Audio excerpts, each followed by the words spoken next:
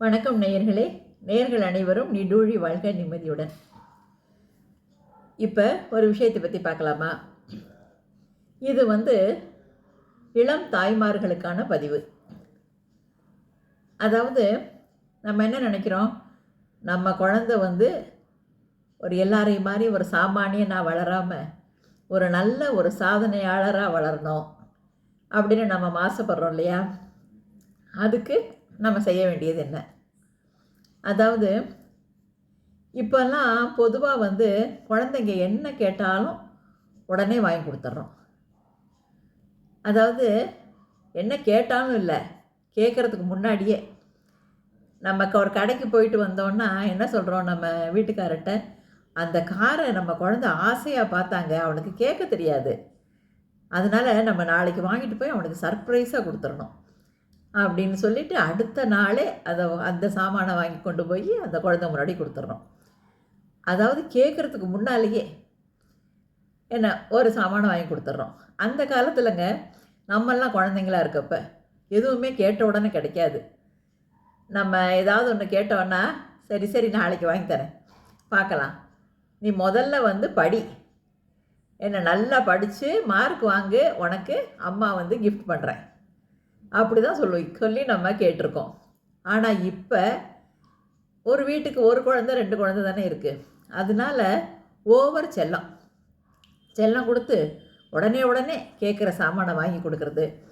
ஒரு இடத்துக்கு போகணும்னு சொன்னால் உடனே சரிப்பா நாளைக்கு போயிடலாம் அப்படின்னு சொல்லி உடனே அந்த இடத்துக்கு கூட்டிகிட்டு போகிறது. நம்ம என்ன சொல்லணும், நம்ம சரிப்பா பார்க்கலாம், என்ன அதுக்கு எல்லோரும் ஃப்ரீயாக இருக்கணும், ஏன்னா நம்ம அடுத்த வாரம் போகலாம் அப்படின்னு சொல்லி கொஞ்சம் தள்ளிப்படலாம். அதாவது குழந்தைக்கு இப்போல்லாம் எதுவுமே உடனே கிடைக்குது அப்படின்ன உடனே அவங்களுக்கு அதோட அருமை தெரியறதில்ல. ரெண்டாவது குழந்தைங்க இப்போ வளர்கிற குழந்தைங்களுக்கு ஏமாற்றம் அப்படின்னா என்னன்னே தெரியாது. அதாவது ஏமாற்றத்தை சந்திக்க தெரிஞ்ச குழந்தையால் தான் பிற்காலத்தில் ஒரு சாதனையாளராக முடியும்.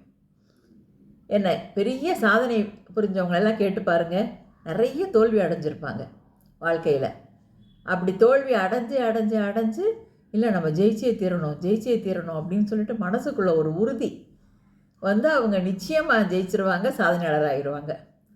அதனால் நம்ம நம்ம குழந்தைய ஏமாற்றத்தை சந்திக்க பழக்கணும். நம்ம கேட்ட உடனே ஒரு சாமான் கிடைக்கலையா, அது கொஞ்சம் ஏமாற்ற அடையணும்.